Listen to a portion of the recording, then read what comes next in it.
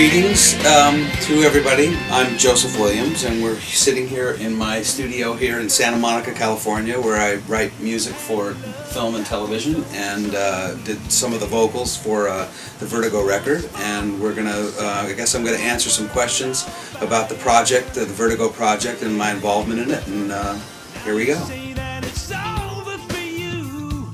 What are the aspects that excited you and you appreciated most, both for music and in the thought behind this project? Well, obviously it excited me to be able to do this kind of singing again. It's been many, many years since I've done, this kind of singing I call screaming. That's just my kind of term for it, because my vocal range is actually a lot lower than what I'm used to doing as a singer. So it's a little bit more screaming than it is sort of actual singing. But I'm known for that, I guess, a little bit. At least that's what I used to do when I was with Toto. And it was exciting, and I felt very enthusiastic about doing something like this again. When the opportunity came up.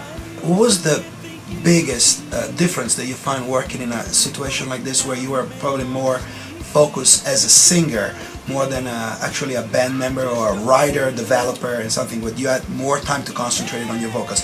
Was that a plus, a minus? I wanted to make this record, and I wanted to do something with Serafino and with Frontiers, and this just seemed like a natural way to do it. To just look at some outside songs and have them be produced on the outside, so that I could just concentrate on the vocals. And I enjoy both ways. I mean, I enjoy the process of producing or co-producing, being involved that way. But with my schedule as it was at the time this project came about, this was perfect. This was just a perfect way to do this kind of thing.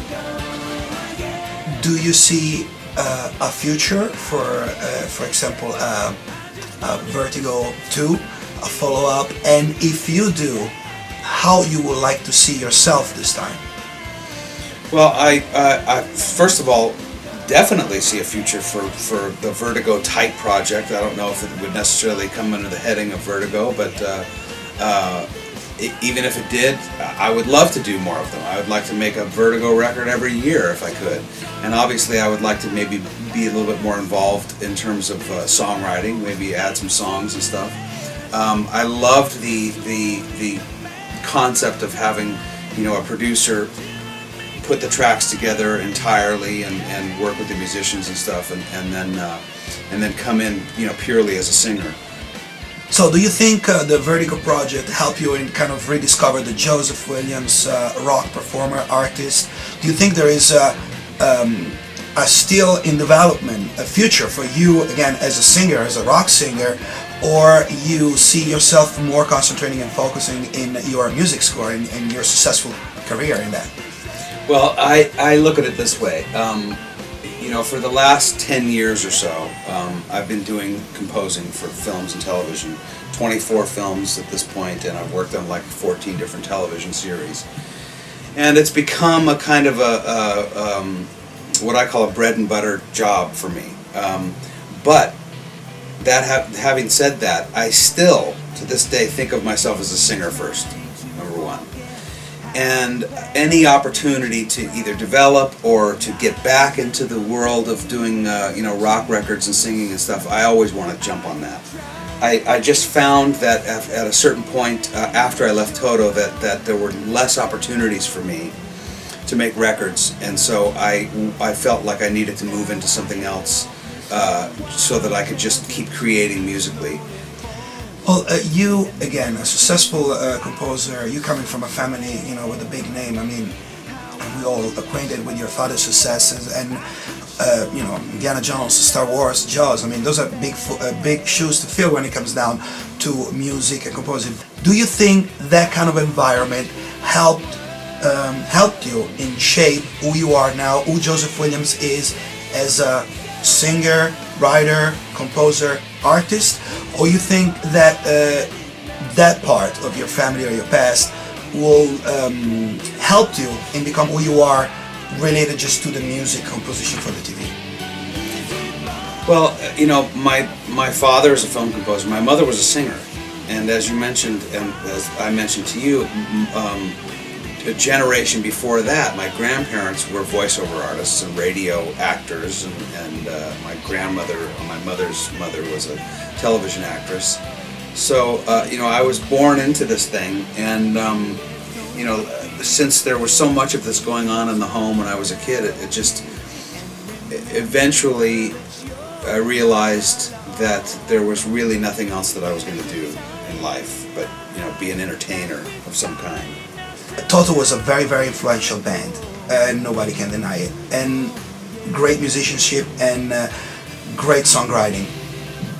What kind of influences brought you to become the singer that landed that position?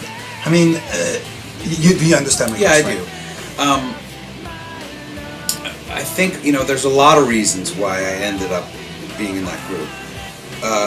The first one that I think I would have to talk about is the fact that the Porcaro brothers also come from actually they're from New Jersey, but they moved out here into California, to Hollywood, and a musical family.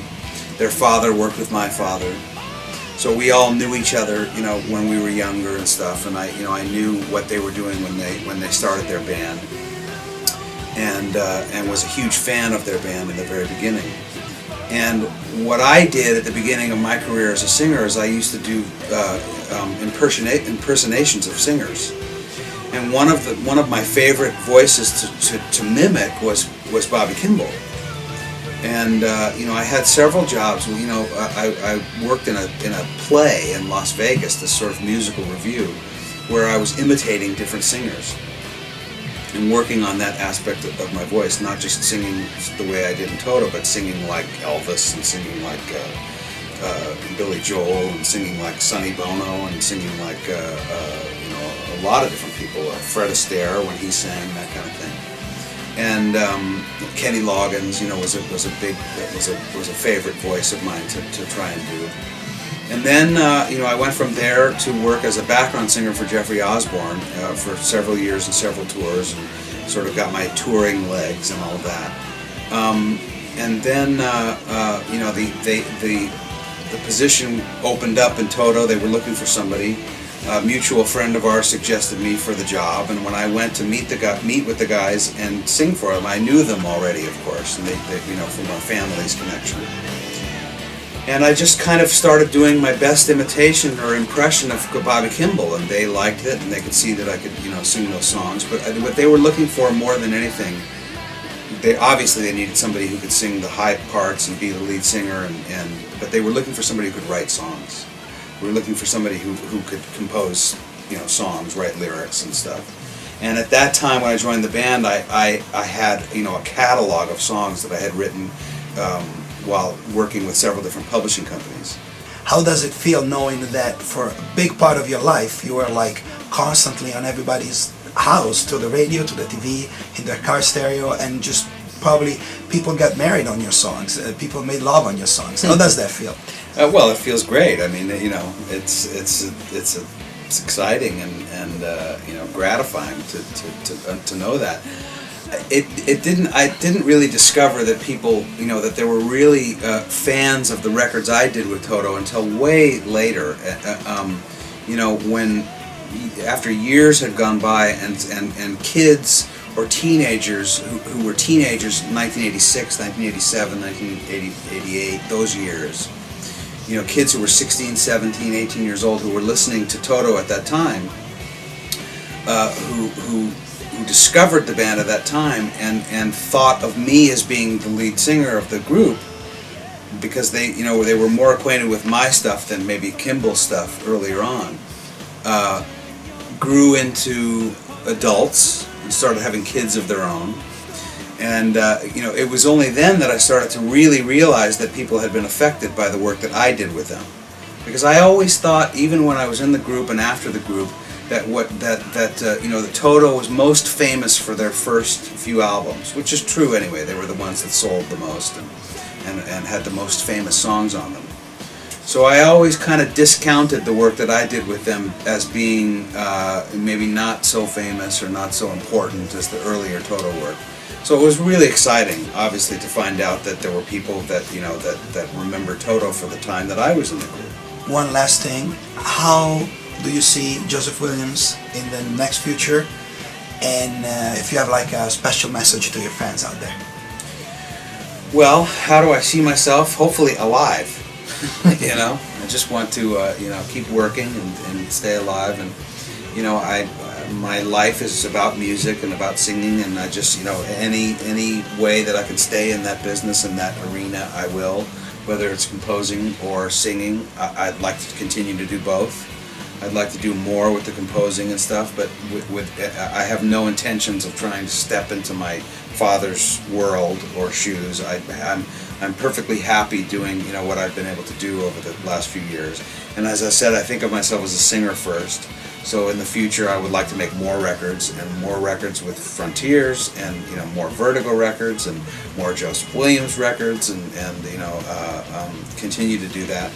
And to the fans, I would just say I'm extremely gratified that you guys are out there and that you're interested in hearing music and records from me, and it's my hope that for many years I can give you great records and great singing, and I appreciate everybody's support, and just enjoy the Vertigo record, and keep your eyes and ears open for more to come.